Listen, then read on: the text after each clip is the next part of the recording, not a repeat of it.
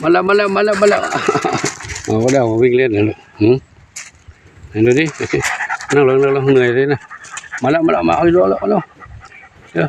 วิ่งเล่นนะเอาวิ่งเล่นนะนี่คนนี้เร็วมาเลยป่ะ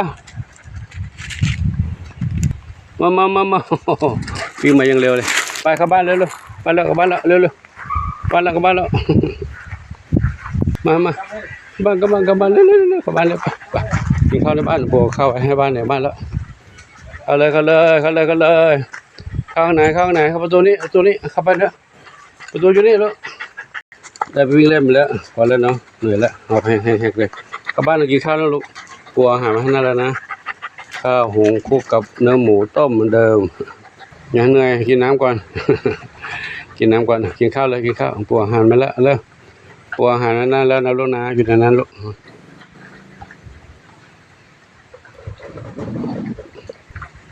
กินเลยมาต้องคนละจานลูกคนละถาดเลยคนละที่ลูกวางมาให้คนละที่แล้วนั่นเนาะให้เท่ากันใครกินเยอะกว่ากันไม่ได้นะเพื่อนกันลูกนะแบ่งกันนะลูกนะกินเท่ากันห้ามแย่งเพื่อนกินหมดกินใหญ่อร่อยจบกินเยอะวันหนึ่งวันนี้กินไป2 ลิตรละ2 หม้อละเช้าหม้อตอนกลางวันได้กินตอนเย็นนี้หม้อ2 หม้อละกินเลยไปเลยนู่นคนละที่แล้วลูกเร็วกินจบกินเยอะๆลงเลยกินให้หมดนะถ้าไว้ค้างคืนมันจะบูดแล้วนะกินให้หมดเนาะคลุกกับหมูแล้วข้าวคลุกแล้วต้องกินให้หมดแข็งแรงเดี๋ยวอยู่แล้วจะได้ทำหมันเนาะอีกเดือนกว่าเนี่ยเนาะไปทำหมันละตอนนี้สาวน้อยอะไรให้เล่นก็กัดขาดหมด หมดเลยเล่นสนุกแล้วลูกหมอนให้นอนก็กัดขาดหมดแล้วตุ๊กตาเล่นก็กัดขาดหมดแล้วเหนื่อยให้ไม่เลยกินแล้วพักผ่อนแล้วนะพักผ่อนอย่างนี้นะโชคดีแล้วเราเนาะโชคดีกว่าหมาอื่นเยอะเลยมีที่นอนมีที่บ้านพักมีที่อยู่อาศัยด้วยความเมตตาของ FC ดูแลให้เนาะไม่ต้องโดนเขาไล่ไม่ต้องโดนเขาไล่ตีไล่กัดอดอยากอยู่ข้างนอกเนาะอยู่ที่นี่สบายใจแล้วอยู่เด่นเนาะลูกเนาะครับขอความโมทนาสาธุกับทุกท่านเนาะที่มีความรักความเมตตาต่อน้องเหมียวน้องหมาน้องไก่น้องเต่าน้องกระต่ายได้จัดส่งอาหารของกินของใช้ยุกยาวิจพันธ์พร้อมทั้งที่อยู่อาศัยทำให้น้องเหมียวได้อยู่น้องหมาได้อยู่อย่างปลอดภัยความโมทนาสาธุบุญใดๆที่ทุกท่านปรารถนาขอจงสำเร็จสมปรารถนาทุกประการเถิดสาธุอายุวันโนสุขังพลังบุญนำมาด้วยเหรอบุญนำมาด้วยตามหลวงปู่มาไปกลับบ้านแล้วมาเด้อนี่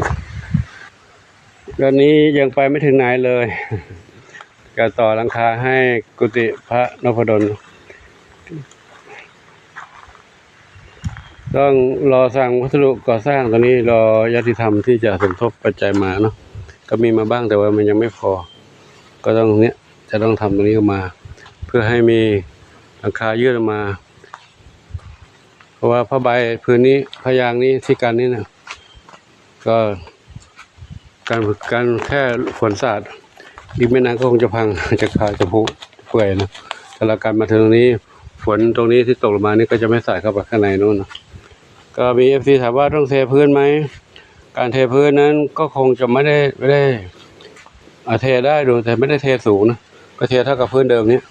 เทมาเนาะอาจจะไม่ได้ปูกระเบื้องเทพื้นเพื่อให้เก็บกวาดทำความสะอาดได้ง่ายเทพื้นเป็น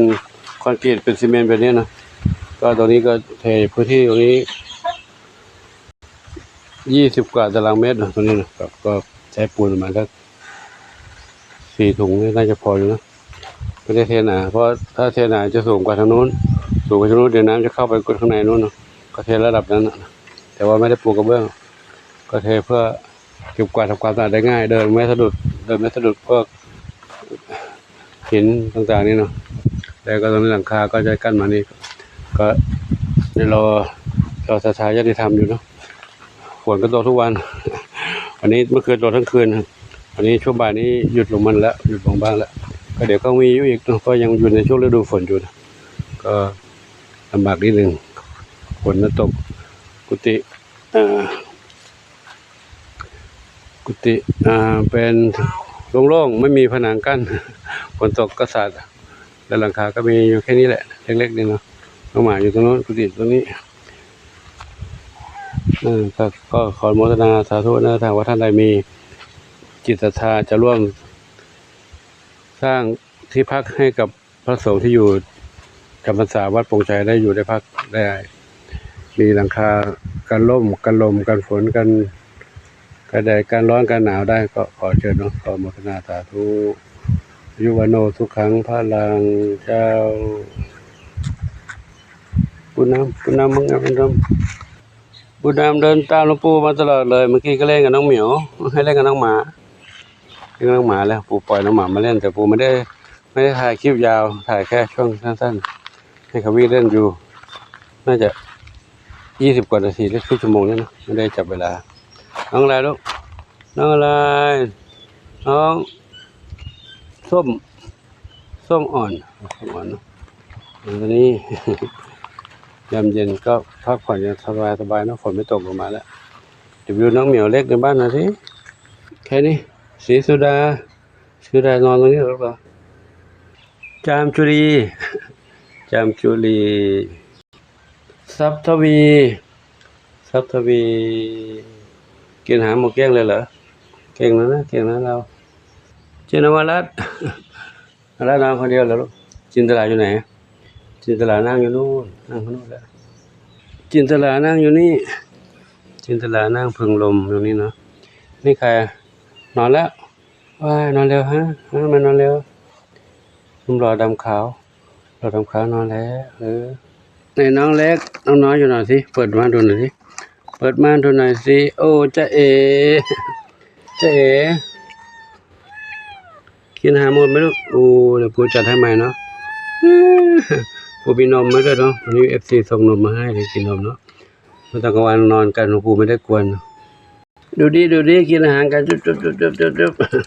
จะได้ไม่กินแล้วลูกไปเล่นอยู่ลูกก็กินกันลูกหัวอาหารเปียกให้กินกันยังไงจุ๊บจับกินอาหารกินเยอะๆลูกกินเก่งๆเนาะหิวบ่อยเด็กน้อยหิวบ่อยกินอาหารบ้างสลับนมด้วยอันนี้กินอาหารก่อนน้ำมื้อเย็นเนาะยังกินอาหารเนาะขับถ่ายดีไหมลูกขับถ่ายดีครับ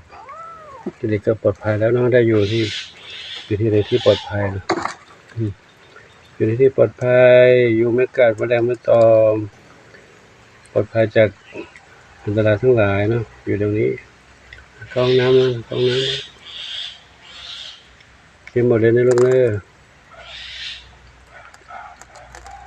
ปิดแล้วเดี๋ยวแมลงวันเข้าแล้วปิดแล้วปิดมุ้งก่อนปิดมุ้